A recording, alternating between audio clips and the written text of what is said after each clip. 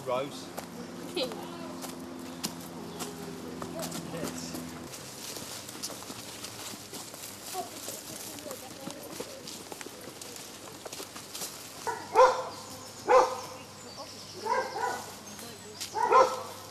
Down the woods, you'll find that in a lot of Holly over there. and holly, yeah, again, which is See the spines on it. Look, Just there put are some two wires fingers on there. They're across, really like, spiny. Just This is the some wires, gooseberry yeah. again. Yeah, that'd be right. Wild gooseberry. But no gooseberries on it again. Yeah, there is. All the gypsies off it. Oh, look at this! Wow. Who said? No, is that what you were pointing out to me? Ah. Oh, well done. Look, why is that one branch Yeah, shriveled why is though? it just on there and nowhere else? I can't see any others. I Hang reckon on, there'll be a little old see, I man reckon if pop there's out the more woods light, in if there's more light coming in, these would fruit, you know. There's, Why is it just on Amazing. there and nowhere else? is it the same plant? Poured so much energy into. I reckon it's just because Is great big chunks. Now here, can you see here where, presumably in one of the gales, 87 or 92, one of the trees came down on the track here and has upturned, the whole root plate of the tree has upturned, and that's another feature which I think is nice about this wood. We've got those amazing festoons of ivy and clematis and things.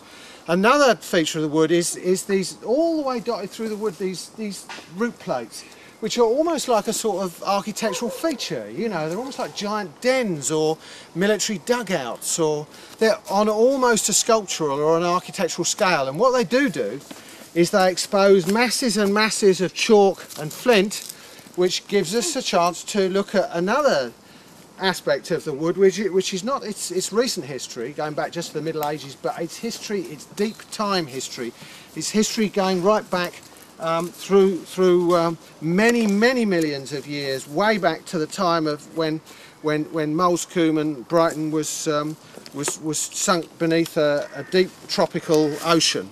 And if you look here, you will find fossils from that time, such as, now this one here, you will find this kind of fossil you will find very commonly in Queensdown wood. This one's actually not from Queensdown.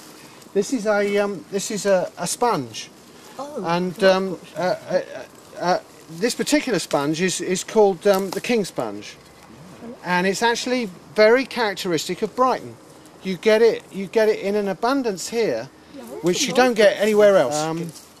And it's a funny thing. It had a stalk here, and sometimes a lot bigger than this. There's really, I've got ones that are up way like this, really big.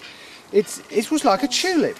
It was like a giant tulip growing on the ocean floor. I think they must have been right. And you don't hardly ever find those stalky things attached. Sometimes you might find a little bit of stalk attached, but you don't actually very often find the whole thing. So look out for those. See if you can find.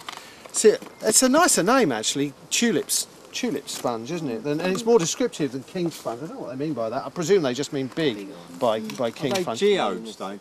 They're called geodes or something like that. Will be.